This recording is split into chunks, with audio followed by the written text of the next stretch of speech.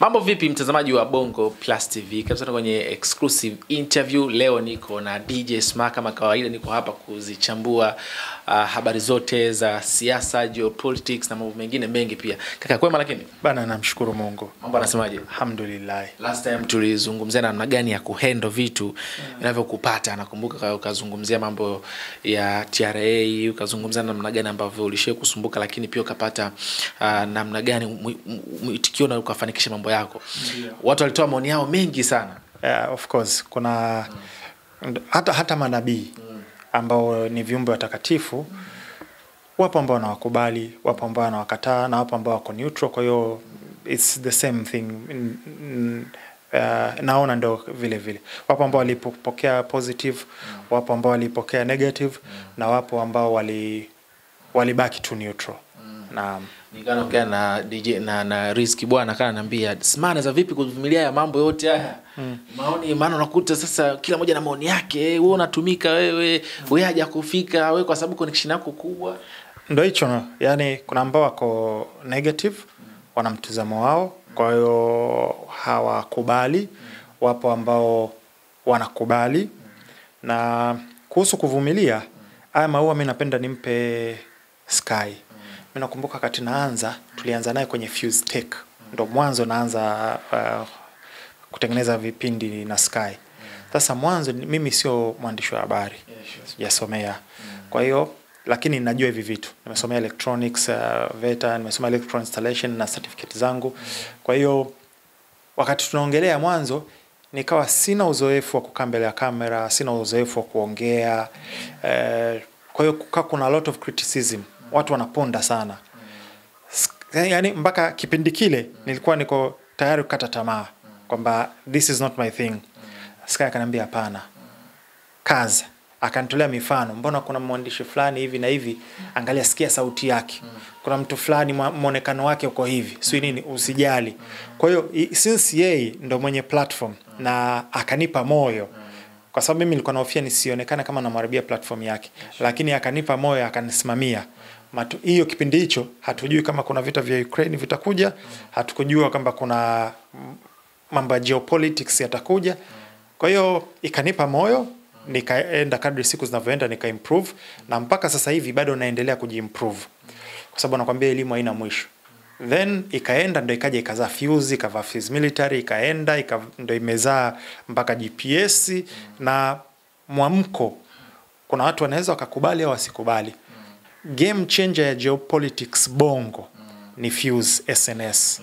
Hiyo ndio ilibadilisha kabisa game ya geo, na wachambuzi wengi sana wameibuka wa online baada ya Fuse SNS kufanya vizuri na watu na delivery na kuona watu wameikubali na wameipokea, ndo akaibuka wachambuzi. Zamani ilikuwa ni legacy media, either TBC au Azam kidogo au baadhi ITV. Kwanza walikuwa wanaangalia labda wazee, ilikuwa haina connection na vijana mitaani, maskani na sehemu tofauti, na walikuwa wanaangalia ni watu wazima, na ilikuwa pia wao hawaipe kipaumbele sana.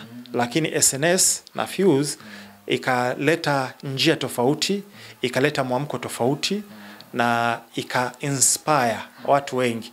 Wapo ambao ukikutana nao nakwambia kabisa mimi wewe ndio umeninspire, nimeanzisha. Wapo ambao mioyo yao hawawezi kukubali kukupa credit, umeona Kwa hiyo then the rest is history, lakini aliyenipa moyo wa kukaza mpaka leo nimefikia hapa ni Skywalker. Hongereni sana, kwa kweli kile ambacho mmechokifanya ni kikubwa sana. Hata mimi kupata ile mwamko, nguvu ya kucheki kuja kufanya interview na nini, ni baada ya kuona kile ambacho mnakifanya kwamba ni kitu kizuri na mnachokizungumza kina fact. Kwa hiyo nikasema wow, kuja tuendeleze kile ambacho mmekianzisha. Leo tunataka tuzungumzie, kwanza tuanze na hili. Tulizungumza last week kuhusiana na vita ya Palestina na Israel. Kanaambia hii vita mwisho wake bado sana mpaka siku za mwisho huko, na maelezo mengi ukayazungumza. Lakini this week tumeona Netanyahu amesitisha, kwa maana Israel wameondoa majeshi yao, na tukaona baadhi ya raia ambao walikuwa wameondoka Palestina wakiwa wanarejea na nini. Trump akazungumza ya kwake.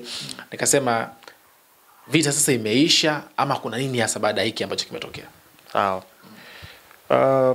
Kabla sija kujibu hii, kama ulivyosema kwamba pia kwa kiasi fulani nao umekuwa inspired na hivi.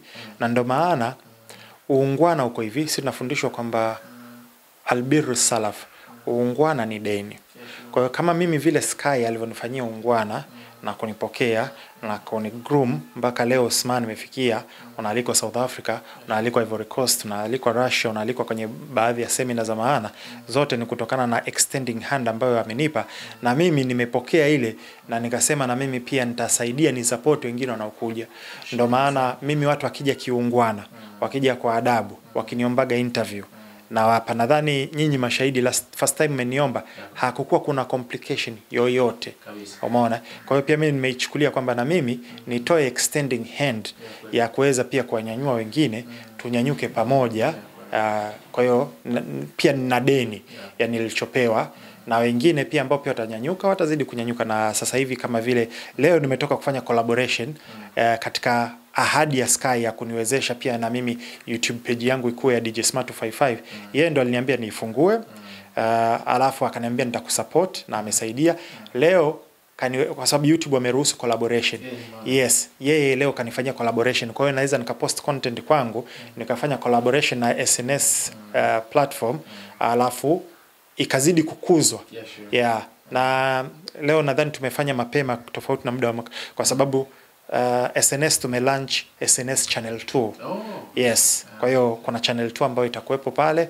Sitotaka kuiongelea kwa sababu mimi sio mwongeaji wa SNS, ila naweza kuambia tu watu pia wafuatilie kwamba kuna SNS channel 2 inakuja, na Sky mwenyewe amenipa maelezo, lakini sio mtu sahihi wa kuiongelea kwa nini amekuja na channel 2 na tofauti yake ni kitu gani.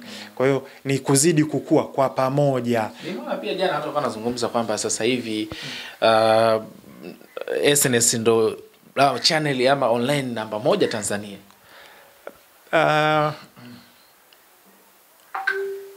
Kwa kweli mimi na usemi wangu na formula yangu moja hivi, kuto kuvimba, kuto kuwa jeuri, kwa sababu ukiwa jeuri unajiona uwezo ni wako wako wewe, na wakati ile ni zawadi amekupa Mwenyezi Mungu. Kwa hiyo lakini upande wa pili, fa amma bi ni'mati rabbika fahadith, ama kwa neema za Mola wako zihadisie, kwa maana kwamba anapokuneemesha inatakiwa upokee neema zake na uzikubali. Inakuwa ni adabu ya au njia moja ya kushukuru kwamba Mungu umenipa na nimepokea. Yes, kwa hiyo SNS imefanya kazi kubwa sana, imechange. Hii naweza nikasema kabisa SNS imechange geopolitics game Bongo. Hata ukiangalia mwenendo wa channel zingine, kuna kipindi walikuwa hawana time kabisa na geopolitics. Wao walikuwa ni entertainment tu. Sasa hivi wameona mwamko koje, na kumeibuka wachambuzi wengi, yani Fuse SNS imeibua wachambuzi wengine wengi sana. Kwa hiyo imefanya kazi vizuri. Je, ni namba 1 au sio namba 1? Hiyo nitamwachia Sky mwenyewe aongee, lakini ninachoweza kusema kwamba imefikia kipindi watu wakitaka verification au hakika wa taarifa fulani wanaenda SNS kufanya verification, kwa sababu watu wanatakiwa jue kitu kimoja. Kuna hard news ambayo ni mtu anaripoti gari imeanguka, mtu anasema gari imeanguka, yeye anaripoti, hachambui. Then kuna SNS, kuna Fuse, kuna DJ Smart 255 na wengine ambao pia wameingia katika kundi hilo, wanachambua ilikuwaje gari ikaanguka, iliteleza au dereva alikuwa mzembe, alikuwa anatumia simu, au barabara kulikuwa kuna tuta, kwa hiyo katika kukwepa tuta, kwa hiyo anachambua, inaleta maana ya uelewa wa ndani zaidi. Kwa hiyo SNS imejiwekea tunaita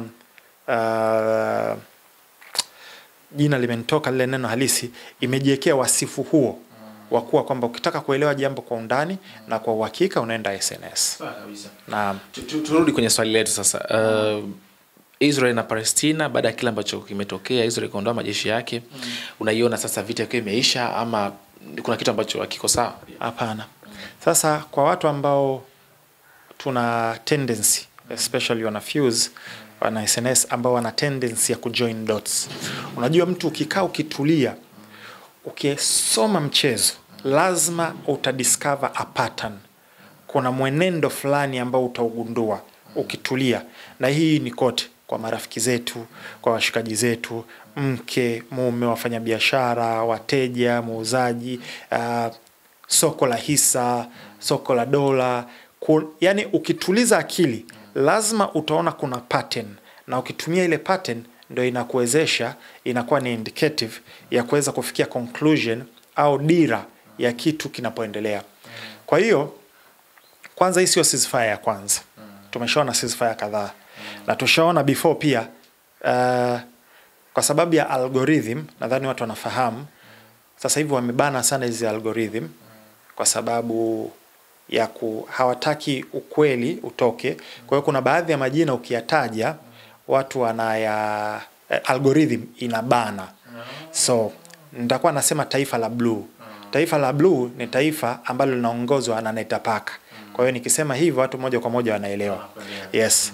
Kwa hiyo sio mara ya kwanza wala mara ya pili wala mara ya tatu, ceasefire zote zilizofanyika na majeshi ya taifa ya blue yakarudi nyuma, sio mara ya kwanza. Kwa hiyo ishatokea before. Na sasa hivi hawajatoka kabisa, tofauti na mwanzo. Kuna ile ceasefire ambao walibadilishana mateka wengi, ile walikuwa wametoka kabisa maeneo makubwa. Safari hii wametoka mpaka mstari, kwa sababu kuna mistari mitatu imechorwa. Kuna zoni ya kwanza ambayo ni njano, wametoka pale, wamerudi nyuma. So sio mara ya kwanza, na njia pekee ambayo taifa la blue limeweza kurudisha mateka wake ni kwa wingi na kwa usalama ni kwa kupitia ceasefire. Kwa hiyo juzi naona mmeona kuna mabadilishano nani. So hii sio ni pause. Umeona? Ni kama una play video afu una pause, unasimamisha. Au ni kituo. Kituo sio mwisho. Kituo ni sehemu ya katikati, umeweka kituo alafu unaendelea. Kwa hiyo itaendelea. Na kama umepay attention tangia kutangazwa mpaka sasa hivi, violation, taifa la blue lishafanya violation kadhaa, lishashambulia mara kadhaa, lishaua watu kadhaa tangia. Kwa hiyo sio lengo hilo. Sasa kwanza ni kitu kizuri kwa sababu kukiwa kuna amani ni kitu cha muhimu. Kwa at least kuna pause, watu wanapata amani kidogo, kuna baadhi ya misaada inakuja. Ukiingia kwenye peace deal yenyewe, sitoingia ndani kwa sababu nimeichambua vizuri sana ile peace deal.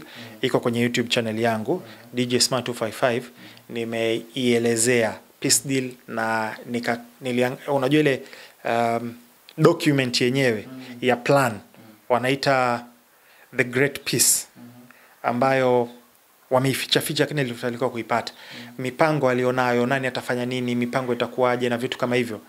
Ukisoma unakuja kujua kwamba sio peace deal. Ni business takeover. Koje. So kwanza ieleweke kwamba makubaliano haya yalifanyika kwenye UNGA, United Nations General Assembly, ambayo yalikuwa Umoja wa Mataifa.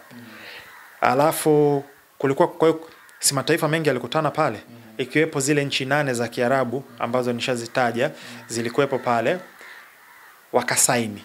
Kilichokuja kutangazwa na Trump na Netapaka sicho walichokubaliana nacho.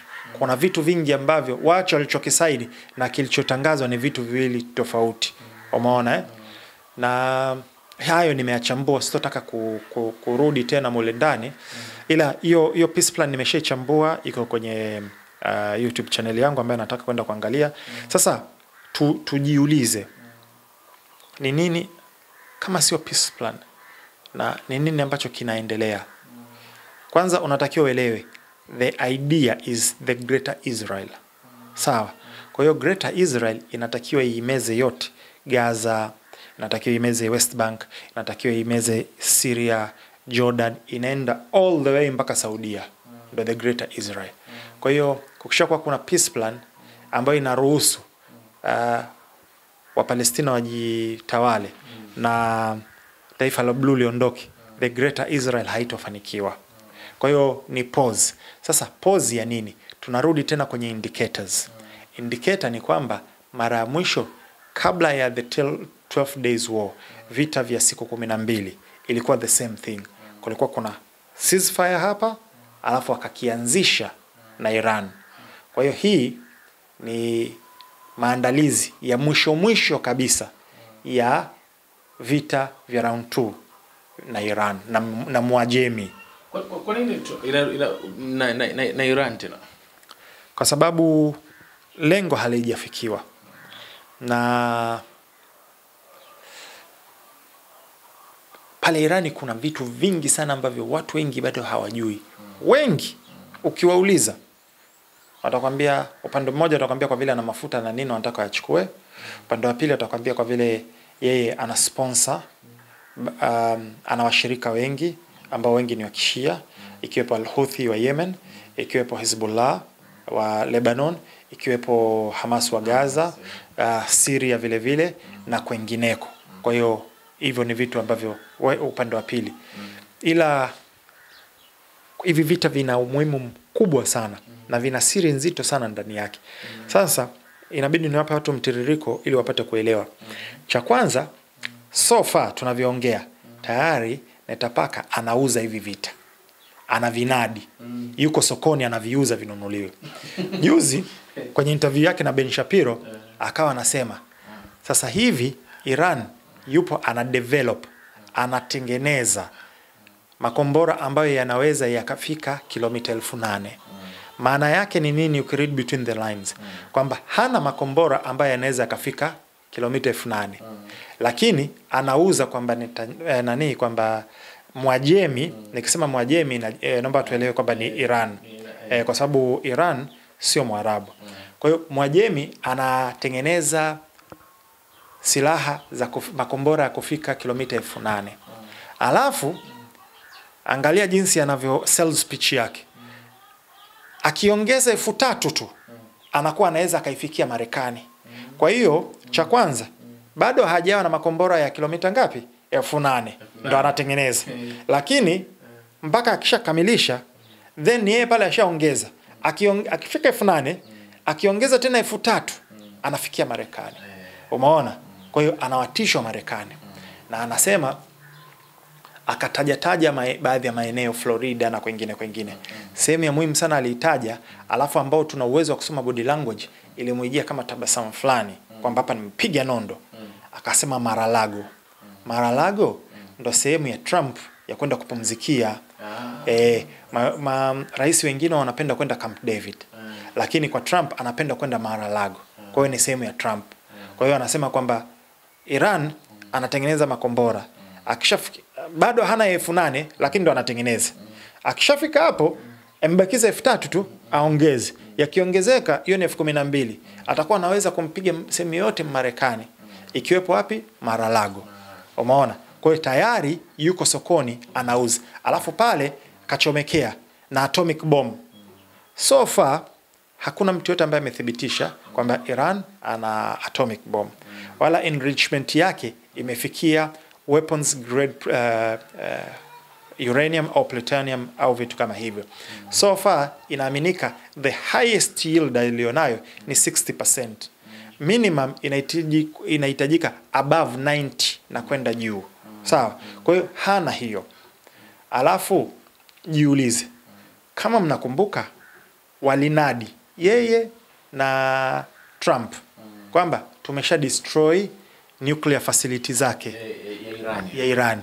Tumemrudisha nyuma miaka kadhaa. Sasa ni miezi 3. Alafu sasa hivi unasema kwamba anazo. Kwa hiyo ni contradiction. Na hichi ni kitu ambacho amekuwa anasema kwa zaidi ya miaka 30 Netanyahu. Inasikitisha kwamba kuna watu ambao mpaka leo hawajaamka. Tangia miaka ya 80 anasema hivyo hivyo. Iran anatengeneza nuclear. Miaka 90 Iran kabakiza miezi mingapi anatengeneza? Kabakiza miaka mingapi? Hivyo hivyo amekuwa ananadi miaka baada ya miaka, lakini watu hawaamki kuona kwamba ni propaganda, the same thing. Kwa hiyo tayari yuko sokoni anainadi vita. Na hivi vita ni lazima vipiganwe. Wakati gani? Very soon. Yaani ninaona kwamba players zote ziko sehemu. Sasa ni very soon. It's a question of when, not if. Ni swali la lini, sio kama itatokea. Sio kwamba je itatokea? Hapana, itatokea. Ni swala la lini. Umeona? Hapo Sawa. Niliona jana ni kundi gani nimelisahau jina lake, ilipigana na Hamas baada ya Israel kuondoa majeshi yake. Na nikaona kuna mapigano kwenye jengo fulani hivi la hospitali. Kuna nini sasa hapo? Kuna makundi mengine ambayo yamebakia yanapigania au ama imekuwaje?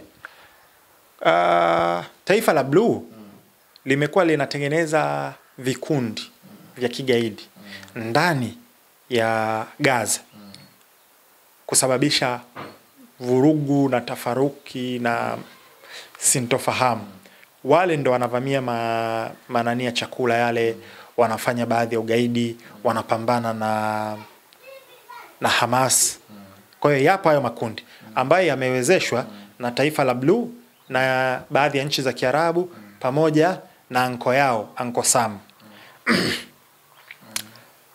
Watu jiulizeni swali. Tunaifahamu Al-Qaeda, tunafahamu ISIS, tunafahamu ISIL, HTS na makundi ya mengine yote. Sawa. Wanachopambana ni kitu gani? Si wanapambana kwa kudai kwamba wao wanapambania jihad. Sawa. Na kwamba wanapambana kutetea dini ya Islam. Sasa taifa ambalo linajulikana liko kwenye mgogoro dhidi ya hivi vitu wanavyopambania ni taifa la Blue. Na hivyo vikundi vimezunguka Middle East nzima. Wapo Iraq, wapo Libya, wapo Syria, wapo nchi za jirani ambazo let's say kama Somalia, Sudan na kwingine na mataifa ambayo yameizunguka taifa la Blue. Ushawahi kusikia hata siku moja wameshambulia taifa la Blue? Hapana. Hata siku moja. Ila wanachokidai wao wanachokifanya wanapambana dhidi ya makundi ya kigaidi. Wao ndo makundi ya kigaidi. Wanapambana dhidi ya unyanyasaji na uonevu dhidi ya dini. Lakini taifa ambalo linafanya hivyo hawajawahi kuligusa. Wanakuambia hivi, ukitaka kujua nani ndo boss, angalia yule mtu ambaye huruhusiwi kumsema. Ukishaona yule mtu ambaye huruhusiwi kumsema, huyo ndo boss wako, huyo ndo anayekulisha. Kwa hiyo Trump mwenyewe kwa maneno yake alisema kwa Obama na Hillary ndo walioitengeneza ISIS kwa maneno yake. Na ripoti ziko wazi. Na imethibitika waliotengeneza Al-Qaeda ilikuwa ni CIA kwenda kupambana dhidi ya nani? Dhidi ya Soviet Union, Afghanistan. Na walishirikiana na nani? Na extremist wa kutoka Saudi Arabia, baadhi ya mawahabi na watu kama msimamo mwingine. Kwa hiyo wao ndo wenye kutengeneza haya makundi. Kwa hiyo hiyo kundi liloniuliza ni makundi ambayo yapo yametengenezwa na taifa la Blue na washirika wake yalete mtafaruku. Kwa sababu ikishatokea mtafaruku mule ndani, watu kama kina Trump na wengine watasema unaona sisi tumetoka tayari washaanzisha vurugu, inabidi turudi sisi twende tukasimamia amani. Kwa hiyo inatengeneza sababu ya wao kuingia na kupeleka majeshi. Na so far kuna majeshi zaidi ya 200 ya kutoka Marekani yametua, wanasema kwamba wameenda kusimamia amani. Je, ni kweli? Muda utaongea. Umezungumza kuhusu namna gani ambavyo Irani na taifa la Blue ambavyo vitaenda kupigana. Na Irani imekuwa nikiweka sana sanction, vikwazo vingi sana. Anaepuka vipi hivi na kuendelea kuwa strong kila siku? Sawa. Sasa uliniuliza hapa nyuma kuhusu hivi vita vitapigana kweli? Yes. Nikamwambia indicators or key players tayari wako sehemu zake. Sasa nataka nikuvunjie baadhi ya indicators za muhimu za kuonesha kwamba players wote au viungo vyote viko sehemu yake. Nianze na hicho ulichokitaja sasa hivi ambayo ni sanction. Juzi kwenye Umoja wa Mataifa, mataifa ya Ulaya yakiongozwa na Ujerumani, Uingereza, Ufaransa na wenzao walitrigger kitu kinaitwa snapback sanctions. Kwa hiyo kuna sanctions ambazo zilitengenezwa kwenye JSPO ambayo ni ile nuclear deal ile ambayo sasa hivi technically imeshavunjwa. Kwa hiyo wameitrigger, wamemrudishia vikwazo Iran. Kwa hiyo indicator ya kwanza ni hii hapo. Ila pia Mwirani katoka kumaliza kulipa deni lake la nje.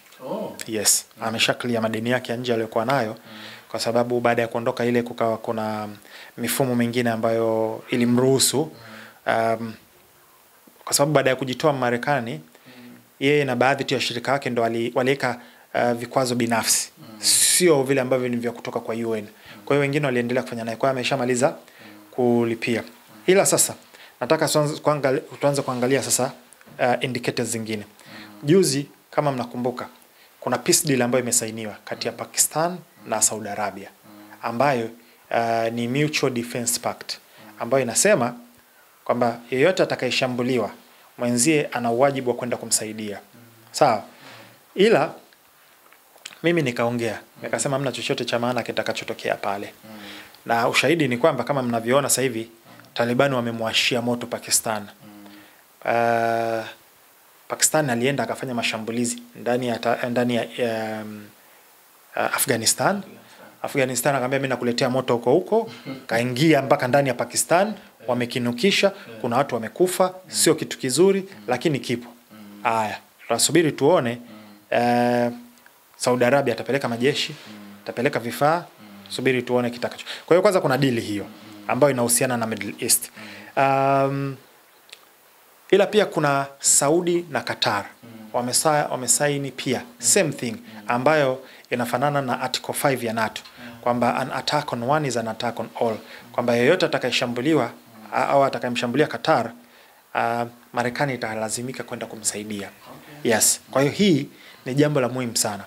Na juzi nikasema baada ya kufuatilia, kwa sababu ni GPS ile iliyopita, nikasema hii pact hai make sense kwa sababu tayari kuna defensive pact kati ya Marekani na nchi za Waarabuni. Sababu ya Marekani kuweka base zake katika nchi karibia zote za Waarabuni, na biggest base zake ni Qatar, lakini ipo Saudia, ipo UAE, ipo Kuwait, zipo Oman. Middle East nzima ana mabezi yake pale, iwe ni naval, iwe ni air base, au ni kwa sababu ya troops. Ni kwa sababu aliwaambia mimi niko hapa kwa sababu ya kukulindeni, ya ulinzi. Kwa hiyo pact hiyo tayari ipo. Kwa nini imekuja nyingine? Umeona? Sasa hapa ndo nimekuja kujoin dots na kupata picture kamili. Na nachoamini mimi, kuna uwezekano mkubwa sana kwamba hata yale mashambulio ya taifa la blue aliyeshambulia Doha kwa sababu ya kumlenga nani wa Hamas wale, unaona, wakamkosa, wakaua baadhi ya watu wa Doha na vitu kama hivyo, ilikuwa imepangwa na pande zote mbili. Na ilitokea baada ya vita vya 12, siku 12, ambapo nani alijibu mapigo Iran, kama unakumbuka, akashambulia baadhi ya base za Marekani ndani ya Qatar. Kwa hiyo ile ilipangwa. Unajua wenzetu wana kitu kinaitwa false flag, kwamba hata Marekani kabla ya kuingia World War 1 au World War 2 kuna tukio lilitengenezwa. Mfano kuna Pearl Harbor ambayo ilitengenezwa kwamba Mjapani kashambulia, kumbe ni false flag walitengeneza wenyewe. Ili kumpa sababu ya Marekani kuingia. Unajua mataifa makubwa miaka yote mpaka kwenye Persian Empire, Roman Empire na wengineo, huwa hawataki kuonekana kwamba wao ni wavamizi. Wanataka kutengeneza mazingira, sisi tumechokozwa, sisi tumelazimishwa ndo tukaingia. Wasaidizi, yani kwamba huyu ametulazimisha ndo maana tukaingia. Aidha kumsaidia mtu au kujibu mashambulizi. Kwa hiyo taifa la blue lilifanya mashambulizi Doha, alafu ikatengenezwa mazingira, ndio maana nikasema walikaa sio Arab League hakuna chochote, na nilisema hamna kitakachotokea na vitu kama hivyo. Alafu sababu ni nini? Marekani amwambie Qatar kwamba mimi nitakulinda, hautovamiwa tena. Ila watu watadhani ulinzi huo ni dhidi ya taifa la blue. Kumbe sio. Sababu ni kutengeneza pact ili itakapovuka siku vita round 2 ya Mwajemi na taifa la blue, Marekani apate sababu ya kuingia. Kwa hiyo inawezekana taifa la blue likashambulia Qatar, au ikatengenezwa false flag ya kuonesha kwamba Iran au Mwajemi kamshambulia Qatar. Kwa vile Marekani tayari ashasaini naye mkataba, inabidi aje kujibu mapigo. Kwa hiyo anaingia vitani. Kwa hiyo ile imetengenezwa kama sababu ya kumuingiza njia ya kumuingiza Muirani katika hivi vita. Kwa sababu vita vya kwanza, anyway, ngoja nimalizie indicator zingine. Kuna mapatano ya Armenia na Azerbaijan. Wamekuwa na mgogoro muda mrefu. Armenia na Azerbaijan wana umuhimu sana kwa sababu kwanza Waazeri ni wajirani wa Iran, kwa hiyo ni rahisi na hata na ni mshirika mzuri sana wa taifa la Blue. Na hata forward operating base ya Mossad na wengineo ni Mwazeri. Kwa hiyo nani nyingi zinapitia pale alafu zinakuja kufanyikia ndani. Kwa hiyo tayari kuna peace pact na ile peace pact inamruhusu Marekani kuweka kambi zake pale. Kwa hiyo ukiangalia, kwa hiyo kuna indicators ambavyo tayari vipo. Alafu so far tunavyoongea kuna aerial refueling tankers. Ndege zile za kujaza mafuta, ndege zingine nyingi zimepelekwa, ziko ndani ya Qatar sasa hivi. Kwa hiyo ukiangalia key indicators zipo tayari. Kingine cha muhimu sana, kitu ambacho hakijatokea kwa muda mrefu sana. Juzi EU wameishtumu Mwajemi na kumwambia kuna visiwa ambavyo vina mgogoro kati ya UAE na Mwajemi. Kwa hiyo akamwambia kwamba hivi visiwa unatakiwa utoke umrudishie UAE. Umeona vinakaliwa na Iran. Of course ni mgogoro, Iran wanasema ni vya kwao, Imarate wanasema ni za kwao. Kwa hiyo siko hapa kusema ni vya nani, ila kuna mgogoro. Kwa hiyo Iran UAE tayari washaonesha kwamba wako upande wa nani? Wa UAE. Umeona? Kwa hiyo na wao washatengeneza mazingira itakayowaruhusu kuingia kwenye hivi vita kupitia kwa nani? UAE. Kwamba wanamsupport kwa sababu ya hivi visiwa. Kwa sababu kilichotokea ni kitu gani?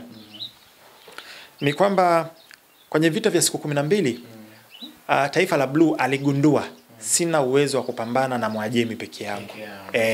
Moto aliopelekewa na madhara aliyokutana nayo kagundua kwamba siwezi. Kwa peke yake moto ni mkali. Siwezi. Ni lazima nipate nani? Aingie na company. Lazima aingie na company. Majeshi ya kukodi yale. Kwa hiyo alichokifanya ni kama walichokifanya same thing kwa Iraq. Iraq walivyoingia Marekani alikusanya mataifa 35 yakaingia nayo ndio kwenda kumdondosha Saddam.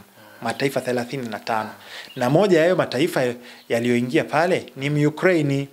Kwa hiyo Ukraine alipeleka majeshi yake kwenda kumwangusha mtu ambaye hausiki naye kabisa. Kwa hiyo na sasa hivi yeye pia kinachomkuta ni kwamba na yeye kama tudin tudan. Ukiishi kwa upanga kwa hiyo pia ni kitu ambacho watu wanatakiwa wajue kwamba katika mataifa yaliyopeleka wanajeshi zaidi ya 2000-3000 ni Ukraine alipeleka majeshi kwenda kumwangusha Saddam. Kwa hiyo hicho ni kitu ambacho pia watu wanatakiwa waelewe. So Middle East sasa hivi pamesha, yani ni kama chumba ambacho kimejaa gesi. Bado kulipuka. Yaani mtu akiwasha tu kibiriti inalipuka. Na ile eneo ni la muhimu sana. Sasa hapa ndo nataka nikueleweshe umuhimu wa Iran. Umuhimu wa Iran ni kwamba tumeongelea players ambao tayari wako sehemu husika. Sasa kuna players wengine hatujawahusisha. Kuna Mchina, kuna Muhindi, kuna Mrusi. So far sija kuongeza, ila wanahusika kwenye mgogoro. Nitakwambia kwa sababu gani.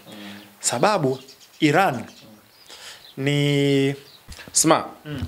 Sasa hivi tukitazama tunaona kabisa indicators karibia zote zimeshakaa sawa. Kama ni moto, kama ni gesi, tayari unaona kabisa kwamba inahitaji tu kulipuliwa. Nini kitatokea baada ya hiki vita kulipuka? Mgogoro wa safari utakuwa ni mkubwa sana. Na nategemea ushirika wa Marekani utakuwa ni mkubwa zaidi ya awali. Huenda ikataka kufanana na ushirika wake kwenye vita vya Iraq. Kwa sababu Iran ana dhibiti au anamiliki Strait of Hormuz. Strait of Hormuz akifunga, tutegemee kilichotokea mwaka 1957 kwa sababu akifunga Strait of Hormuz dunia kiuchumi itashtuka, kwa sababu takriban 20% ya mafuta ya duniani yanapita pale, na watakaoathirika zaidi ni Eurasia, ndio watakaoathirika zaidi. Kwa hiyo matokeo yake nini? Matokeo yake ndio nilichosema, tutegemea kilichotokea mwaka 1957. Gamal Abdel Nasser wa Egypt alitaifisha Suez Canal, alafu akaifunga. Na Suez Canal ni moja ya trade route za muhimu sana. Mbele nitakuja kuongelea umuhimu wa trade route na inahusiana vipi na mgogoro. Ikalazimu Uingereza, Ufaransa na taifa la Blue kuivamia Egypt na kudhibiti Suez Canal. Kwa hiyo ni umuhimu kiasi gani? Kwa hiyo iwapo Mwajemi atafunga Suez Canal, kuna wasiwasi mkubwa sana Marekani akaenda kuvamia pale na kupeleka majeshi kwa sababu ya kuikamata na kuiweka chini ya udhibiti wao Suez Canal, kwa sababu ni ya umuhimu wake, na itakuwa ni marudio ya mwaka 1957 kilichotokea kwa Gamal Abdel Nasser wa Egypt alivyotaifisha pamoja na kufunga. Suez Canal ni mlango ambao unapitisha njia ya kupitisha mafuta, si ndio? Yes. Kwa hiyo yani mafuta mengi sana yanapita pale. Yes. Ile ni choke point. Choke point ni sehemu ambayo ni nyembamba, vitu vyote vinapita pale, kwa hiyo ni rahisi sana kudhibiti. Sasa akifanya hivyo, hapo ndo anakuja Mrusi na Mchina, kwa sababu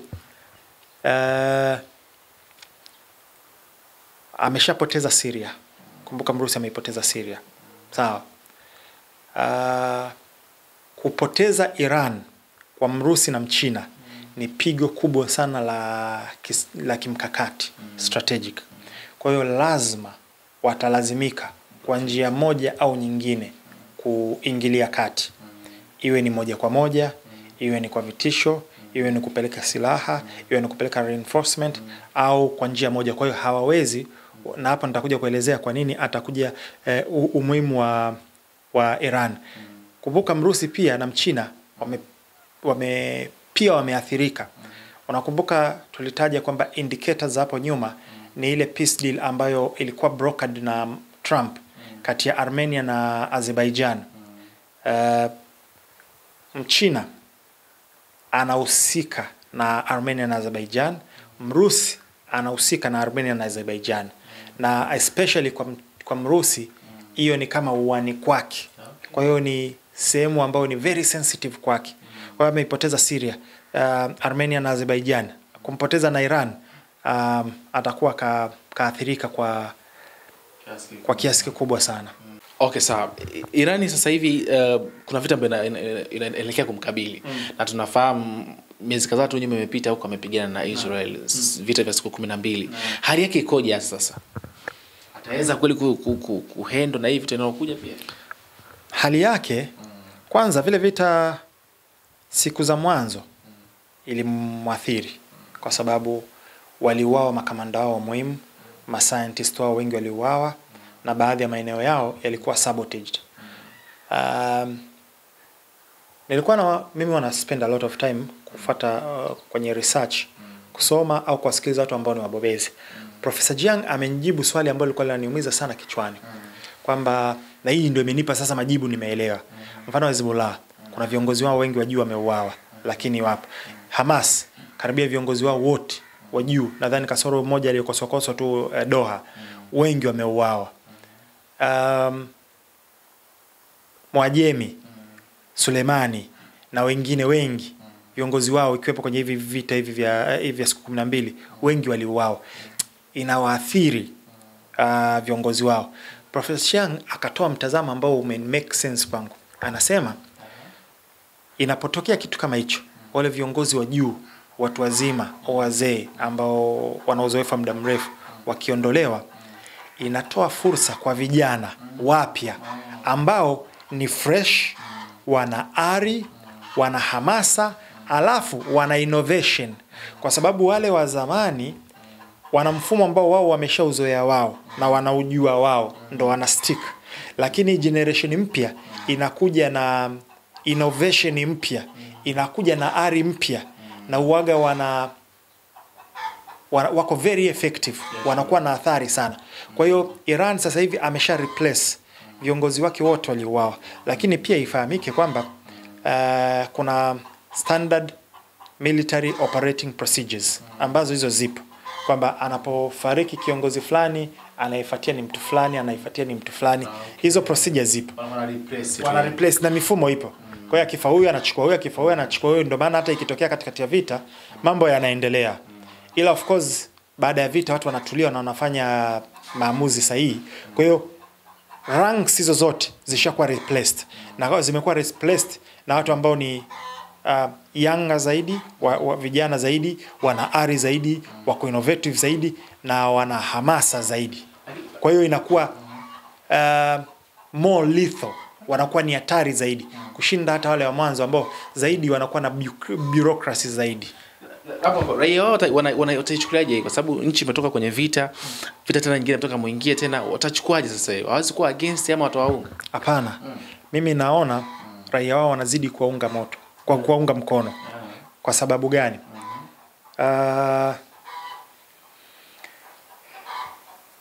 Wanaangalia. Si tunaongelea Mwajemi, jirani yake kuna Iraq. Walivyoingia na operation yao maarufu Enduring Freedom, wameiacha hali yake ni mbaya kuliko alivyokuwa Saddam.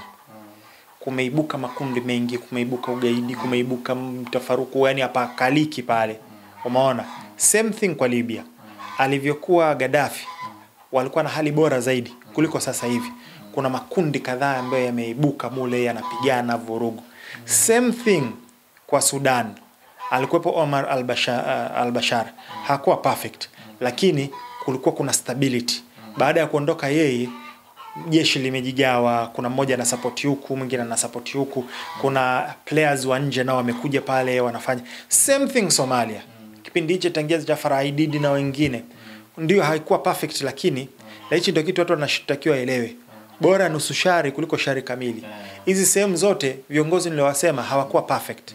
Lakini walivyoondoka baadaye ndio raia wanakuja kugundua kumbe bora nusu shari kuliko shari kamili. Sawa. So kwa hiyo imeexpose pia vitu kama Bankabasta. Mchina ameshakuja na jinsi ya kuweza kuintercept. Kwa hiyo pia ni pigo la kimkakati, unless waje na of course Marekani ana develop Bankabasta zingine. Ukiacha hii ambayo imezoea GBU 57, kuna zingine ambazo zinakuja ambazo ni nuclear, anazo ambazo ni nuclear capable Bankabasta, lakini GBU 61 kama sikosei, kuna zingine zinakuja. Ila pia kilichogundulika na kiko wazi ni kwamba taifa la blue haliwezi kupambana na Mwajemi peke yake. Okay. Kwa hiyo ile ni kitu ambacho kiko wazi, mwenyewe ametambua. Kwa hiyo lazima waongeze na watu wengine, ila especially kitu ambacho naona nilikwambia kila mmoja amesoma mapungufu ya mwenzie. Mahasimu na maadui wa taifa la blue walichogundua, na hii nimeisema muda mrefu na watu kuna kipindi walinipinga, ila mimi siku zote wanasema muda unaongea. Nilisema Iron Dome ni dhaifu, alafu of course wana layered wana David Sling, wana Arrow, R1, R2, R3 ni dhaifu. Nikasema zile tumedanganywa kwamba zina uwezo kuliko uwezo wake. Sio kwamba hazifanyi kazi, ila sio kama tulikuwa tunaambiwa kwamba zina up to 97% interception. Wamepima kiwango chao kilikuwa dhidi ya nani? Mabomu ya sukari ya Hamas, ambayo ni mafupi, hayana range. Lakini tuliona hata wakati wa Hezbollah alikuwa anampelekea moto, zilikuwa zinapenya. Ila sasa aliexpose na dunia imekuja kuelewa ni kwamba taifa la blue haliwezi kudefend, haliwezi kujilinda dhidi ya ballistic missiles na drones za Iran. Okay. Yes. Yani haziwezi. Sio kiuchumi, sio ki-interception. Especially ballistic missiles za Iran, and hajatumia all his ballistic missiles. Anazo za kisasa zaidi ambazo alikuwa hajazitumia. Lakini pia hypersonic missiles zake. Kwa hiyo hicho ni kitu ambacho kimedhihirika. So far tunavyoongea, kuna third iko deployed kwa Msaudi. Tunavyoongea nyingine iko deployed kuna defensive systems ziko deployed Cyprus. Zingine Marekani kaziongeza, zilikuwa 2 tu kwenye taifa la blue. Sasa hivi zimefika kati ya 6 au 7. Third system ziko pale. Kwa hiyo hata ukiangalia gharama, unajua katika hizi vita vya siku 12 Marekani alitumia 25% ya stockpile yake ya interceptor missiles, na zitamchukua miaka 2 kuweza kuzireplenish. Yes, ni very expensive na zinachukua muda mrefu utengenezaji wake. Alafu kizingatia zinahitaji components, vitu kama rare earth minerals ambazo anaizimiliki 70%, mwenye monopoly ni Mchina. Juzi Mchina kaweka restrictions, kabana usafirishaji wa hizi rare earth minerals kwenda kwa Marekani. Umeona? Na kuna baadhi ya vikwazo ambavyo vikaweka Marekani. Trump kajibu kwa kuweka 100% tariff. Kwa hiyo kuna complication nyingi. Kwa hiyo kitu kingine ambacho kimegunduliwa ni kwamba taifa la blue haliwezi kujidefend kwa ufanisi dhidi ya mashambulizi ya Israel. Kwa hivyo ni vitu ambavyo pia vimesomwa katika hivi vita vya siku 12. Swali ni kwamba Middle East, kwa maana Mashariki ya Kati, vita haziishi. Kuna nini hasa? Ni kwa sababu migogoro ya pale haitoki pale pale. Inatoka nje. Inaletwa na mataifa ya kutoka nje. Sio migogoro yao ya pale. Yes. Kwa sababu kuna mafuta? Mafuta ni moja ya sehemu, lakini sio sababu pekee. Kwa sababu gani? Middle East ni sehemu imekuwa na migogoro ya karne na karne na karne. Kwanzia ukirudi enza Byzantine Empire, Roman Empire,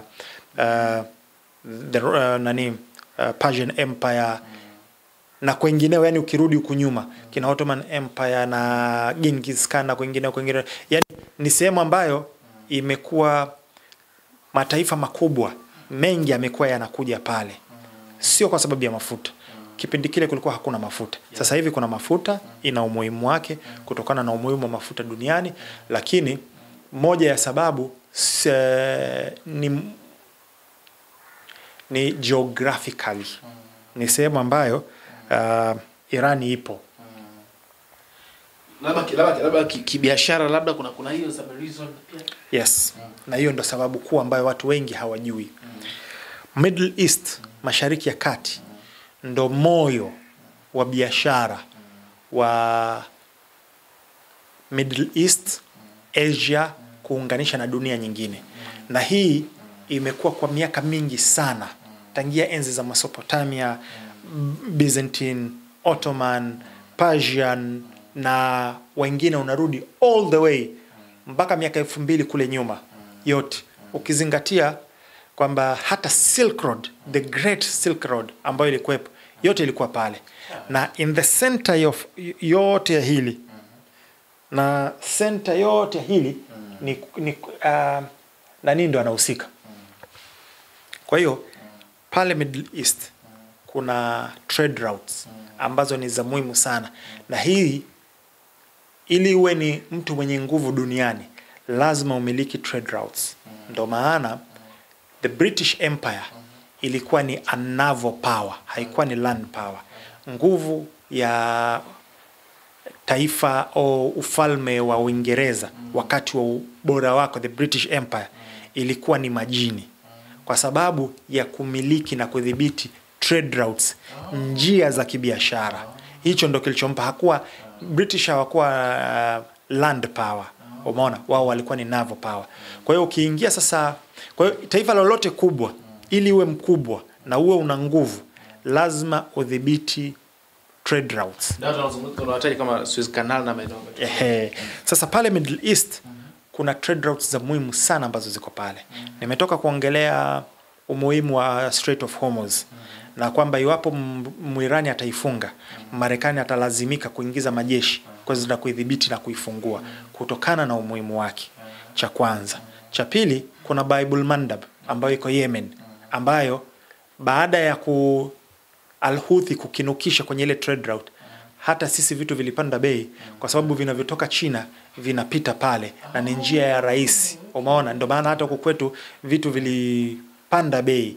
Kuna hiyo, lakini pia kuna Suez Canal ambayo umeiongelea, yote iko ndani ya Middle East.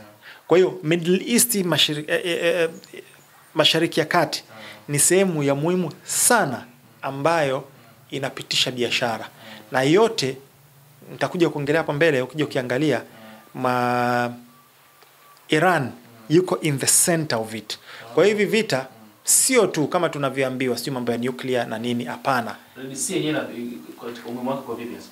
Si ndo kuna Babul Mandab pale?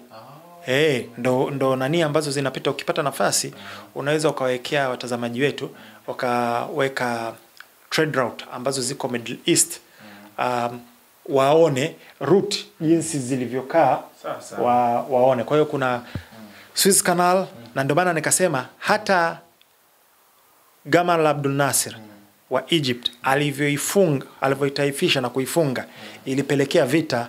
Mwingereza, Mfaransa na taifa la blue wakajikusanya wakaenda kumvamia na kuidhibiti Suez Canal. Umeona, mpaka Anwar Sadat alipokuja akaja kuikomboa. Kwa hiyo unaona umuhimu wa hizi trade route. Kwa hivi vita sio tu kwa sababu ya labda silaha za nuclear au nini au nini, ni kwa sababu yoyote atakayemiliki Middle East, na hakuna player wa muhimu kwenye Middle East kama Iran. Yes, Iran yuko katika sehemu ya muhimu sana, na nimetaja kwamba moja Silk Road ambayo ilipita ilikuwa inapita pale. Moja ya biashara kubwa sana ambazo ilikuwa the richest ilikuwa ni Silk Road, ambayo au the Silk Road ilikuwa inapitia Middle East, ya China ile ya kipindi kile. Yes. Russia pia na Iran pia. Yes. Sasa hiyo nimeongelea za kipindi cha nyuma.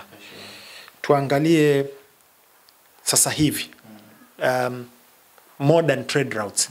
Kwa hiyo ukiangalia modern trade routes, Mchina ana kitu kinaitwa Belt and Road Initiative ambayo inapita wapi? Au inaunganika na nani? Inaunganika na Muirani. Sawa. Russia inaitwa the Northern South Corridor, ambayo unakumbuka hapo nyuma nilikwambia umuhimu wa peace deal kati ya Armenia na Azerbaijan. Ile Belt and Road Initiative inatoka kwa Mchina, inapita kwa Muazeri, alafu inakuja mpaka kwa Muirani. The Northern South Corridor ya Mrusi inatoka Mrusi, inapita St. Petersburg, inapita Caspian, inakuja mpaka kwa Muazeri, alafu inakuja mpaka kwa Muirani. Alafu kuna trade route nyingine ambayo inamhusu Muhindi, pia inakuja kwa Muirani. Kwa hiyo ukiangalia zote kwenye center yupo nani? Ni Muirani. Kwa hiyo atakayemiliki na kumdhibiti Muirani ndo kamiliki trade routes. Ndo maana iwapo Iran itaanguka, Urusi ataathirika, Mchina ataathirika, Muhindi ataathirika. Ndo maana nikakwambia kuna key players ambao watalazimika kuingia kwenye hivi vita iwapo Iran atakuwa kwenye hatari ya kuangushwa. Kwa sababu before hivi, unajua mimi nikakwambia mtu hawezi kuamini,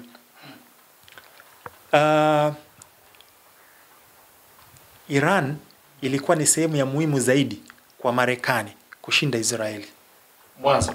Yes.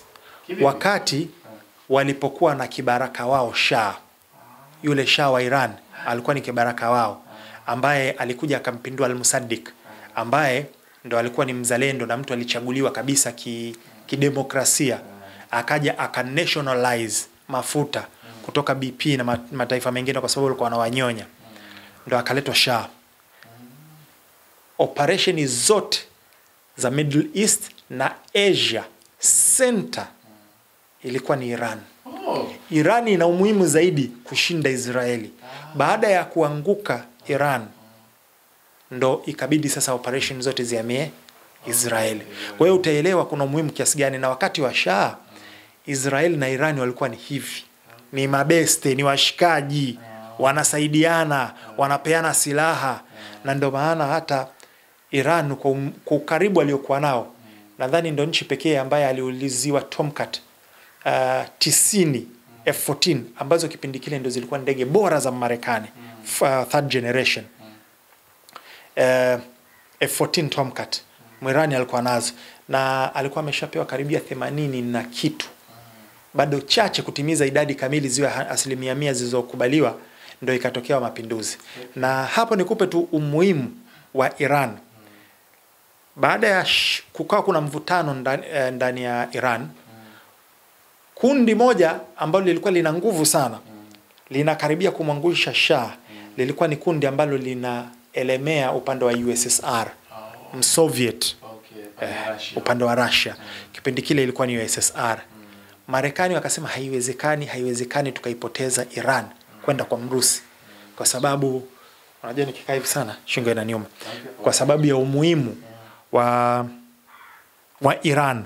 Hichi ndio kitu watu hawajui. Yani hii yote imetengenezwa zuga, sijui mabomu ya nuclear na nini na magaidi na nini. Hiyo ni kuna sababu ya msingi zaidi ambayo imefichwa, ambayo ni umuhimu wa Iran. Marekani ndio akamwambia Saddam mruhusu, kwa sababu kuna kipindi Ayatollah Khomeini alikuwa yuko Iraq na alikuwa anasababisha. Saddam akataka kumuua, akaamua kutokumuua. Akatoka pale akahamishiwa, akakimbia.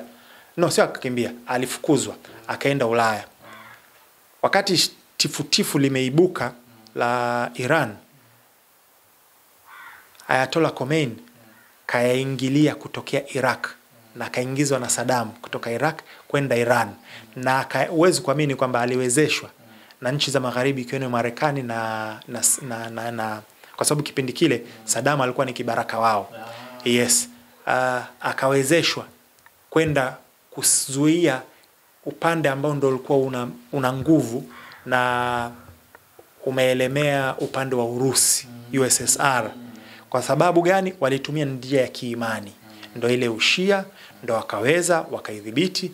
Lakini na yeye alivyoingia alikuwa na msimamo wake wa kidini, hakubezi na upande wa nani, wa Marekani na washirika wake. Kwa hiyo naye ndo akageuzwa adui. Ndo since then ndo maana inaitwa the Revolutionary Republic of Iran, kwa sababu ni ya kimapinduzi. Kama kwa Zanzibar, serikali ya mapinduzi ya Zanzibar, same thing kule. Kwa hiyo utaelewa Irani ni eneo lenye umuhimu kiasi gani, mpaka Marekani kuhakikisha walimwezesha Khomeini wa kwanza, hata Khamenei actually, acha huyo sasa hivi, kuweza kukamata ile nchi. Kwa hiyo kwa ufupi, yoyote atakayemiliki Iran amemiliki biashara za Middle East. Na yoyote ambaye amemiliki biashara za Middle East, kwa sababu kuna Iran, alafu huko kuna Yemen, ila kuna Saudi umuhimu wake kwa sababu ya itikadi yake ya Kisunni. Kwa hiyo mataifa mengine pia yanamsikiliza. Okay, so nimeongelea Belt and Road Initiative ya Mchina, alafu kuna Russian North South Corridor ya Mrusi. Sasa kuna nyingine kwa sababu ya hiyo, na kumbuka Mchina na Muhindi ni wapinzani, japokuwa kwa BRICS wanampinzani. Mataifa ya upande wa pili huwa wanaitumia sana India kwa sababu ya kuicounter balance Mrusi. Kwa hiyo kuna kitu kinaitwa European Middle East Corridor au European India Middle East Portal, ambayo ni njia nyingine tena ya kibiashara ambayo inahusu Muhindi, inahusu Afrika Mashariki na Europe. Kwa hiyo ukiangalia kwamba mataifa yote ya muhimu yanataka kuwepo pale, na especially kwa Iran, na Iran ndio mhusika mkuu. Kwa hiyo kuna hiyo. Kwa hiyo kwa ufupi, yoyote ambaye anaicontrol Iran una control Eurasia. Kwa hiyo biashara zote zinazokutoka Asia kule na Europe na wapi kwenda bahari za Atlantic na Mediterranean na Red Sea na kuja Afrika na kote, yoyote anayemiliki pale anamiliki ana control biashara hiyo ya Eurasia. Hapa watu wataelewa kwa nini Mchina atalazimika kuingia, Mrusi atalazimika kuingia, kwa sababu kuna maslahi yao direct ambayo yanahusika iwapo Iran ataanguka, wao pia wataanguka. Na actually nimesisitizia hata umuhimu wa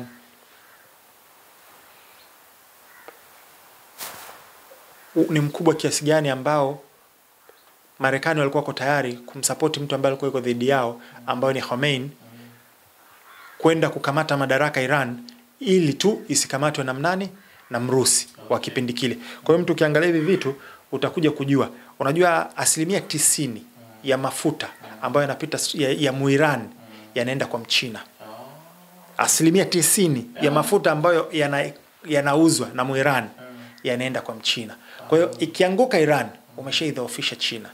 Na moja ya vitu vya muhimu sana vya kujua ni kwamba akianguka Iran, technically ni sawasawa BRICS imekufa. Or the multipolar world ni sawasawa imekufa. Yes. Kwa hiyo ni vitu ambavyo lazima watu mataifa mengi yaingilie. Lazima mataifa mengine yaingilie. Kwa hiyo ukiangusha Iran, multipolar world imeanguka, imekufa. Kutokana na umuhimu wa kijiografia, wa kibiashara, and of course wa kikanda wa Iran. And niligusia hapo nyuma kwamba the British Empire was a naval power, na ndio maana alimiliki hizi sehemu zote hizi, na ndio maana hata akaanzisha World War I kuiondoa Ottoman Empire, kwa sababu Ottoman ndio alikuwa anamiliki hizi nchi za Middle East, ilikuwa iko chini yake.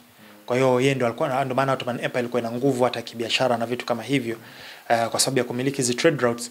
So moja sababu na vitu ambavyo British Empire ilijitahidi ni kutokuruhusu kuebuka kwa taifa lolote lenye nguvu kutoka Middle East. Na sura ya taifa hilo ni muunganiko wa nchi tatu: Urusi, Muhindi na Mchina. Ama taifa matatu yakiungana yakafanya biashara baina yao kwa amani, yatakuwa na faida, yatapata kubwa sana, yatakuwa yako vizuri sana kiuchumi, na yatakamata sasa maeneo haya Middle East pamoja, of course, na Muirani ataingizwa na vitu kama hivyo, kwa vile Iran ni mshirika wao. Yatakuwa yana nguvu na mataifa mengine yataanguka, na yoyote atakayeangusha, atakayekosa hapa, Marekani ana deni la zaidi ya trilioni 37 USD. Kwa hiyo akipoteza Middle East ana collapse. Umeona?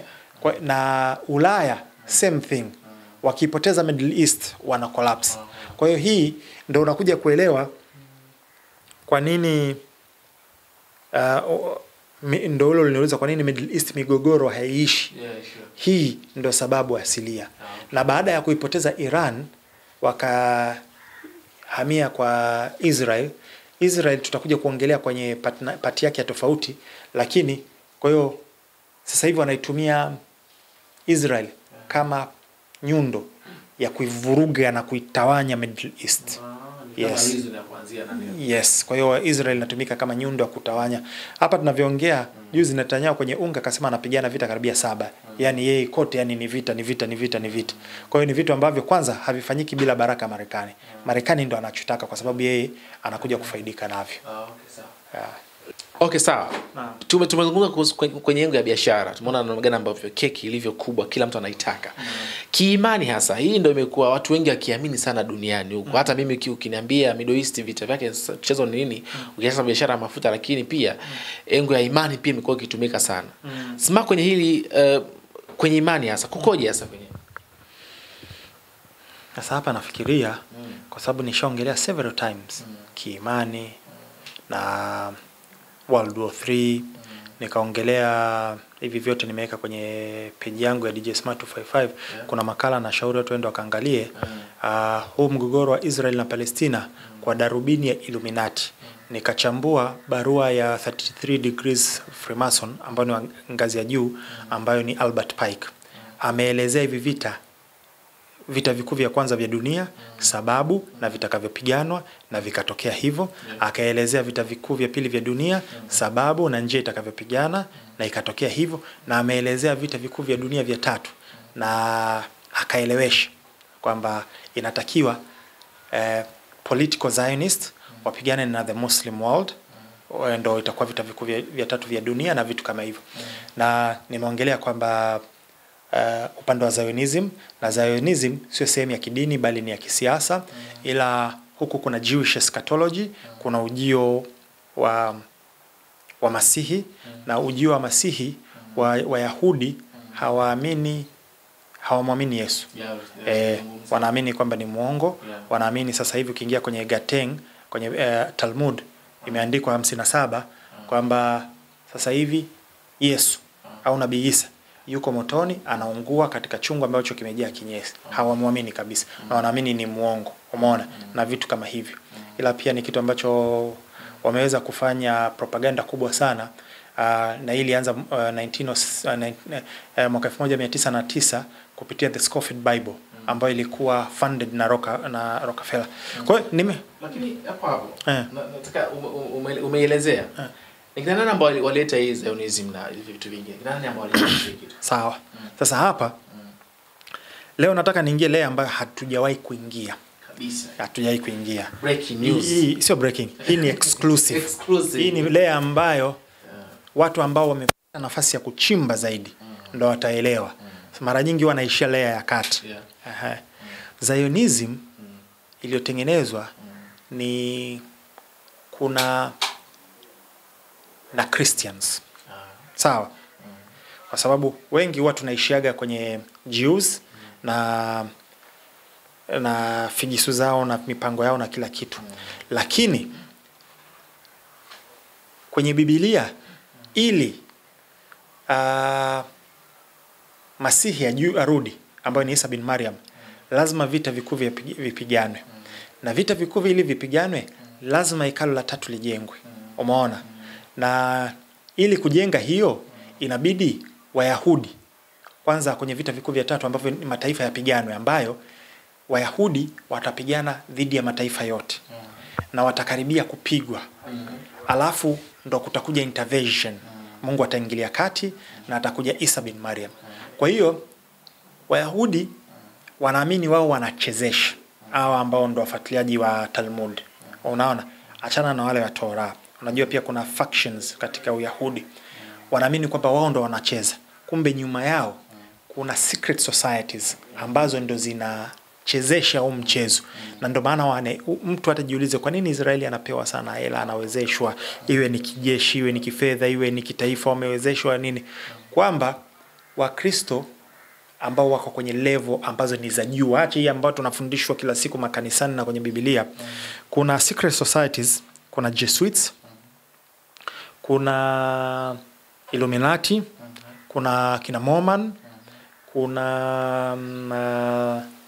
wanaitaje wale 17 Christs na wengineo ambao ndo wako behind. Si ndo maana unakuta kuna watu kama kina Rockefeller na Rothschilds. Wao ndo wameiunda kabisa taifa la Israeli. Wao ndo wameifund. Na hata barua ambayo Arthur Balfour ambayo maarufu kama the Balfour Declaration iliandikwa Dear Sir Rothschilds. Kwa hiyo Rothschilds ndo walioiunda ile taifa. Na wao wako Marekani na wao ndo wanaorun vitu vingi, wako behind the scene kule. Umeona? So kuna layer ya nyuma ambayo ipo, ambayo ni zile secret societies zinatakiwa ziwezeshe. Na ndo maana kwenye barua ya Albert Pike kasema inatakiwa political Zionists wapigane na the Muslim Arab worlds, wapigane, wamalizane wenyewe kwa wenyewe. Alafu hapo ndo itakuja ufunuo. Kwanza tutafungulia fascism na atheism. Kwamba atheism ni watu wasioamini Mungu. Hivi umegundua pakati kumeibuka watu wengi sana bana, sisi hatuamini hizi dini tumeletewa, hatuamini hivi vitabu. Kuna baadhi ya watu nimewasikia kabisa wanasema kwamba hivi vitabu vitakatifu vimeandikwa na shetani. Umeona Na mimi sina shida as long as mtu utakuja na hoja yenye mashiko unataka. Lakini kumekuwa kuna mwamko mkubwa sana, watu wanakuambia mimi naamini Mungu lakini siamini dini. Hiyo yote ni master plan ambayo ipo.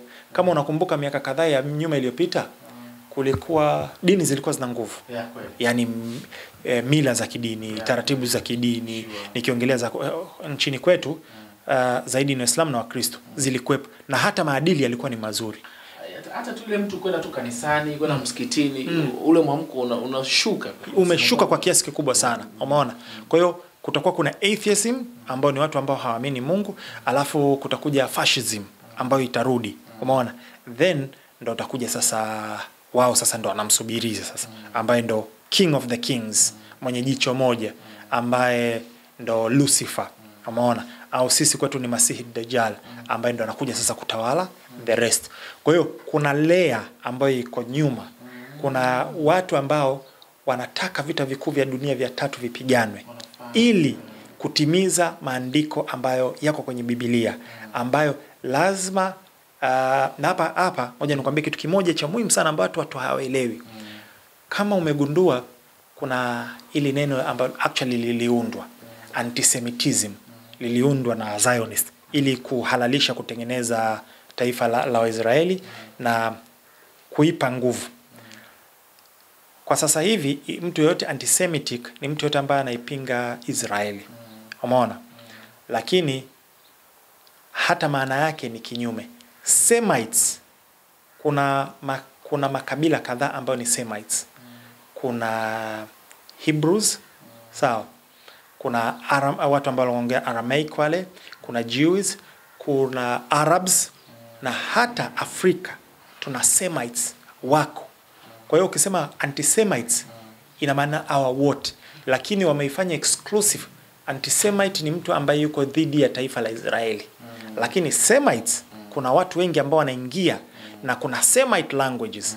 Moja wapo ni Kiarabu. Moja wapo ni Aramaic. Sawa? Kuna mataifa, kuna Wayahudi asilia, Jews wenyewe wako. Kuna mshikaji mmoja alitoa makala mazuri sana, anaitwa East African Jews or something, mshikaji fulani hivi, yuko vizuri, alitoa historia nzuri sana. Yeye ameweza, mimi sijaweza kuthibitisha, mpaka nitakapotulia nitathibitisha, lakini ameweza kuthibitisha kwamba mpaka Bongo, kwamba Walawi, kuna Wasukuma, kuna Wachaga, Wamasai na wengine hawa ni moja ya mataifa ya Kiyahudi, yale mataifa 12 yapo humo ndani. Kutokana na kwamba niko busy natamani nisome lakini sijaisoma, kwa hiyo siwezi nikathibitisha wala nikakataa, lakini alifanya hii kazi. So nachotaka kusema kwamba wapo wana wa Israeli ambao ni wa Afrika, yes, Ethiopia na mataifa mengine, yes, ambao ni wana wa Israeli asilia katika ile bloodline. Hawa waliojezana huku kina Kawaski na Miloski, hawa wale ni wazungu kutoka Europe.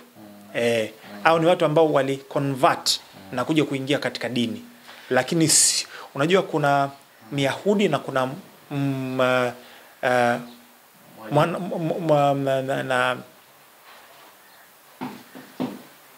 Bani Israeli, wa Israeli. Sawa? Bani Israeli ni katika ule ukoo wa wale watoto 12 wa Yakub au Jacob. Wale ndo nani? Kwa hiyo kila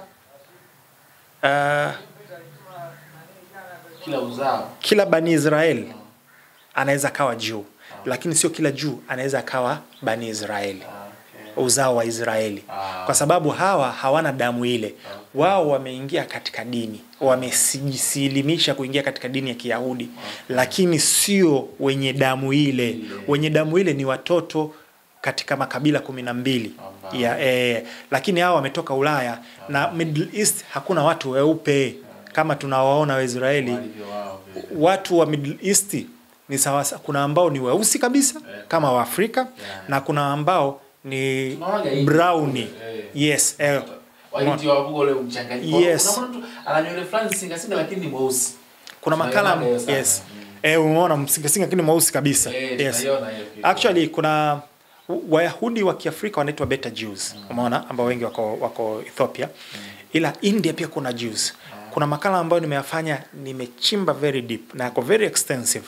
Yako SNS Premium, nikielezea sasa ya makabila 12 na wanapatikana wapi, ambao wametoweka, ambao bado wapo, alafu nikaelezea tofauti ya Zionist, Israelites, Jews na Jewish people. tufunge hili kwa kumalizia. Maswali mengi ambayo pengine hatu kwa nini wamekuwa hawaelewi. Saudi Arabia ni miongoni mwa mataifa ambayo katika dini ya Kiislamu nguzo kuu nyingi zipo kule Maka na vitu vingine kama hizo. Sina elimu ya ndani zaidi, lakini kwa nini wanakubali na wao kuwa sehemu ya hili anguko, kwa maana kupitia katika mlango mwingine ambao sio sawa? Kuna makala nimeyatengeneza yako kwenye YouTube channel ya DJ Smart 255, nikasema Masihi Dajjal ndani ya Saudia na Saudia. Sawa. Baadhi ya watu walinishambulia sana, lakini nikatoa mtiririko na nikaweka ushahidi wa alama ambazo zipo, ambao ni jicho moja na the all seeing eye na towers na na utaratibu ambao uko pale, ili watu waelewe. Middle East imetengenezwa na Muingereza na Mfaransa. Hakukwaga kuna Iraq ya sasa hivi, hakukwaga kuna Iran ya sasa hivi, hakukwaga kuna Saudi Arabia, hakukwaga kuna Kuwait, Qatar, sijui Jordan, sijui nini. Zote zilikuwa ziko chini ya Ottoman Empire. Kama taifa moja. Yes, kama taifa moja. Kama ilivyo United States. Majimbo tofauti kama gani? Yes, kitu kama hicho. Kama hicho. Naweza nikaifananisha zaidi na Afrika. Afrika ni moja, lakini kuna Nilotes, kuna River Lake Nilotes, kuna Kushites, kuna Bantus, umeona, ambao wamesambaa mpaka ilivyokuja mkoloni ndo akatugawa. So kwenye Uarabuni kulikuwa kuna maeneo kama Maka na Madina, kulikuwa kuna Hijaz, kulikuwa kuna Basra, kulikuwa kuna Mosul, kulikuwa kuna Baghdad. Baghdad ilikuwa ndo the cradle of knowledge. Hakuna sehemu ilikuwa na elimu kubwa zaidi duniani katika historia kama kama Baghdad.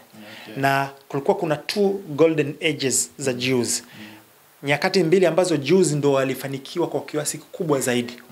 Ilikuwa kwenye Andalus, ambayo ilikuwa chini ya utawala wa Islam, na nimeongelea watu kama kina Maimonides na wengine. Walikuwa Wayahudi ambao walikuwa Jews, walikuwa chini ya utawala wa Kiislam na waliishi vizuri sana, wakapewa nyadhifa kubwa sana na wakapendwa sana na wakaweza kuinyanyua dini yao. Hawakukatazwa kufanya ibada zao. Byzantine na Crusaders waliua sana Wayahudi na wakawafukuza Jerusalem. Mara ya kwanza wakati Jerusalem imekombolewa na Waislamu ilikuwa chini ya Omar bin Khattab radhiallahu anhu. Alivyoingia akaamrisha Jews warudishwe. Mara ya pili ilikuwa ni Salahuddin al-Ayyubi. Baada ya kuikomboa akaamrisha Wayahudi pia warudi. Kwa hiyo Zionism ndio imeleta mvurugano wote. Sasa baada ya kuanguka kwa Ottoman Empire, na nikwambie tu ilianguka vipi. Waingereza walienda wakaanza kusambaza fitna kwa Waarabu. Wakamfuata Sharifu wa Maka, Sharif Hussein. Wewe uko kwenye mji mtakatifu wa Maka na Madina, usikubali kutawaliwa na wale ambao kwanza sio ukoo wako, kwa sababu yule inaaminika ni katika ukoo wa Mtume sallallahu alaihi wasallam, masharif, lakini sio Waarabu asilia, kwa sababu Waturuki sio Waarabu. Umeona? Kwa hiyo jitenge, fanya uasi. Kujifanya uasi itakupa utakuwa mfalme wa eneo lako. Wakazunguka katika maeneo mengi ya Waarabu na kuahidi kwamba wakiasi dhidi ya Ottoman Empire watawapa maeneo yao, bila kujua kumbe walikuwa wamewadanganya. Ufaransa na Uingereza kulikuwa kuna makubaliano ambayo yanaitwa Sykes-Picot Agreement, ambayo ndo walikaa wakagawa. Sasa hapa ndo tunakuja kwenye kukujibu swali lako kwamba katika kugawa wakamchukua Saudia, wakaenda kuichukua familia Saudi ile asili, wakaitoa wakamzidi Sharif Hussein, alafu wakaiweka pale, wakaunda taifa la Saudia, wakaliwezesha, ndio likafika alipofika. Same thing katika hizi nchi zingine, Iraq, Iran, wakaeka viongozi wao wanawataka wao. Na kuna picha nimeweka kabisa viongozi wa asisi wa hizi maeneo wakiwepo pamoja na viongozi wa British agents wa British, ikiwepo maarufu zaidi Lawrence of Arabia. Kuna movie yao na washauri watu wakitaka kwenda kuangalia wakaangalie. So kulikuwa kuna cycle. Kwa hiyo haya mataifa yameundwa na Uingereza na Ufaransa na yamewekwa mpaka leo na Uingereza na Ufaransa, kasoro mataifa ambayo yameenda kinyume nacho, ambayo ni wapi? Ni Mwajemi. Ndio maana kulikuwa kuna mapinduzi na ndio maana siku zote ana migogoro. Lakini haya mataifa mengine yote ambayo yaliundwa kwenye Sykes-Picot Agreement na mpaka leo wanafuata masharti, hujasikia kuna shida yoyote, kwa sababu they play. Na muasisi wa Saudi Arabia aliandika barua ambayo nimeiweka ushahidi kwenye channel yangu ya YouTube ya DJ Smart 255 katika huu mgogoro. Alisema, Uingereza, mimi nimeridhia Palestina mumpe yoyote unaitaka, na sitoingilia wala sitodhubutu kuna miaka 1000 na sitaenda kinyume na maamrisho au maelekezo ya Uingereza. Barua hiyo ipo. Ndio maana tangia mgogoro unaanza nikasema Saudia hatotia mguu pale, hatosaidia, wala nchi za Kiarabu hakuna anasaidia. Umeona? Kuna watu Spain kule ambao hata si Waislamu, si Waarabu, wamejitolea kusaidia. Hao wengine kazi yao ni kuongea tu, umeona? Lakini wana ushirikiano mkubwa sana na Zionism. Kwa hiyo pale Middle East kuna kitu kinaitwa the Muslim Arab Zionism. Kuna uzayuni wa Kiislamu ya Kiarabu. Ndio maana unakuta hawana msaada wowote, na ndio maana unakuta wanashirikiana nao. Yes, na wanashirikiana na wanafanya biashara kubwa sana kati ya taifa la Blue na UAE na Saudia na Qatar na hizi nchi zingine.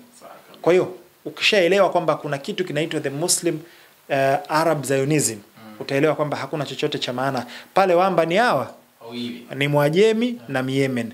Na actually Mtume SAW alishatabiri akasema al-imani yamani wal hikmati yamani, na kuna wiraya na kwenye riwaya al-fiqh yamani wal imani yamani, na kuna riwaya nyingine inaaminika alisema wal hikmatu yamani. Kwa hiyo alishawatabiri, na actually katika moja ya dua zake, Allahumma barik lana fi shamina wa yemanina, kwamba Mwenyezi Mungu ibariki Sham yetu na Yemen yetu. Kwa hiyo zile Sham ambayo ndo Syria na kwingineko kule, ndio maana unakuta mpaka leo Syria imeweza kuwa pamoja na kuna viongozi ambao wanafanya uovu na vitu kama hivyo, lakini sio vibaraka kama vibaraka wa hizi haya mataifa mengine.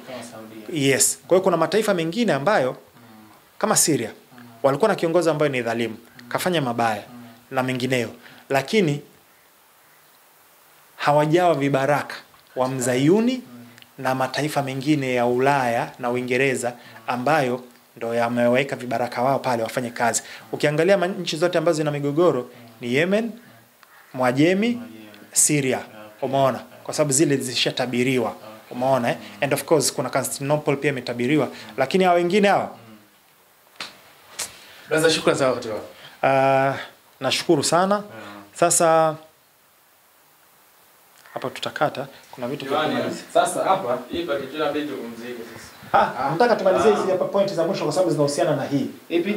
Hapa kuna pointi za muhimu sana, kubomolewa Masjid Aqsa hizi, unaona hizi? Kwa hiyo hapa acha mimi niziflow tu zote pamoja bila maswali. Hii ina muhimu sana kwenye hii kwenye hii point sana. Okay poa. So, ukishaelewa upande wa eschatology, alafu nikakwambia pia huku kuna the Islamic Arabic Zionism ambayo ipo. Sio kwamba ni Waarabu wote wala Waislamu wote, isipokuwa wale viongozi waliowekwa. Na ndio maana Albert Pike alisema wataweka agentur wao, wataweka maagent wao. Kwa hiyo sasa ukishaelewa hii, tunarudi sasa kwenye huu mgogoro wa Israel wa taifa la Blue na Mwajemi. Kuna kafara ambayo inatakiwa ifanyike, ambayo ni red heifer, ndama mwekundu. Tayari imeshafanyika na ameshachinjwa na ameshafanyiwa kafara, imeshakamilika. Kinachotakiwa ni kitu gani? Ni kujenga hekalu la 3. Hayo ni maandalizi ya mwisho kabisa ya ujio wa Masihi wao ambao wanamtegemea. Sasa hivi vita vinavyokuja round 2, usishangae si zimepigwa hivi. Taifa la Blue akashambulia kwa mzinga msikiti wa Aqsa, akaubomoa. Alafu akasema aliyeshambuliwa msikiti wa Aqsa ni Mwajemi. Umeelewa? Kwa hiyo kitakachotokea kitu gani? Hizi nchi za Kiarabu na za Kiislamu zitamgeuka Mwajemi na kuona wewe kwa vile wewe ni Shia umebomoa msikiti wa Aqsa na kuleta mgogoro, kwa hiyo itaibua tena mtafaruku wa hizi nchi zote ziingie kwenye wakati wanavurugana wao, na huku Al-Aqsa ishavunjwa. By the time wanamaliza wote watakuwa wamedhoofika. Kwa hiyo ile plan ya the Greater Israel, nani anajimegea eneo lake kubwa kirahisi mzee, kwa ile from the river to the sea, taifa la blue, anajibengea eneo lake kirahisi kama alivyofanya kwa Syria baada ya kuanguka Bashar al-Assad. Umeona alivyojibekea Kamega, Golan Heights, kasogea tena, kuna milima mingine Kamega, kuna maeneo kachukua kwa sababu ilikuwa hamna tena rais, na aliyekuepo pale ni mtu wao Asharah, Mohamed Asharah au Ajolani ni mtu wao. Umeona? Kwa hiyo hii yote inakuja kwenye eschatology. Kwa hiyo huende hivi vita usishangae ndo ikabomolewa, na kadri tunavyoongea ule msikiti unahitaji kuguswa kidogo tu ukolapse, kwa sababu chini wamechimba mahandaki, tunnel ya kudestabilize. Na juzi wana viongozi zaidi ya 250 wa kutoka Marekani walienda katika taifa la blue. Walipofika pale wakazungushwa na moja ya sehemu, walipita kwenye hizo tunnel na wenyewe wakawa wanachimba. Hata waziri wa mambo ya nje Rubio pia alitembelea akachimba hiyo tunnel kidogo. Ni muendelezo wa kuchimba. Kuna kitu kinaitwa the Temple Mount Foundation, imeshaandaa kila kinachotakiwa kwa sababu ya ujenzi wa hekalu la 3. Umeona? Kwa hiyo upande wa eschatology ndio ile, tukirudi wale kina Jesuit wale, umeona, kina Freemason na nani ambao ndio wanachezesha mchezo, wanawahitaji wa Israeli au Wayahudi wakusanyike wapigane vita ili wazidiwe, alafu Mungu, kwa sababu imeandikwa kwenye Biblia, Mungu ashuke kuwasaidia na Yesu ashuke. Sasa hapa nimalizie kwenye pointi moja ya muhimu sana. Sasa hivi unaona anachokifanya Israeli sikinaonekana dunia nzima, anavyoua watoto, anavyoua hospitali nini, unaona ile sio bahati mbaya, ile ni by design wameitengeneza. Kwa sababu gani? Kuzidisha chuki dhidi ya taifa lao. Ndio maana sasa hivi utasikia bana, sio watalii fulani wa taifa la blue wameenda sehemu fulani, wamefukuzwa, wamekataliwa kuhudumiwa.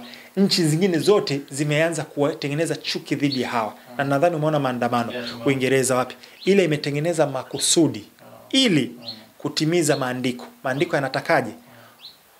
Wayahudi wote wakutanike sehemu moja, wawe kitu kimoja, ili waweze kupigana sasa vita vikuu ambao ni Malhama au Armageddon. Kwa hiyo hizi figisu zinazofanywa katika hizi nchi ni za kuilazimisha wale Wayahudi waliokuwa katika nchi zingine warudi huku. Na hii sio mara ya kwanza, walikuwa wanayafanya Iraq. Unajua Wayahudi wako wengi sana Iraq.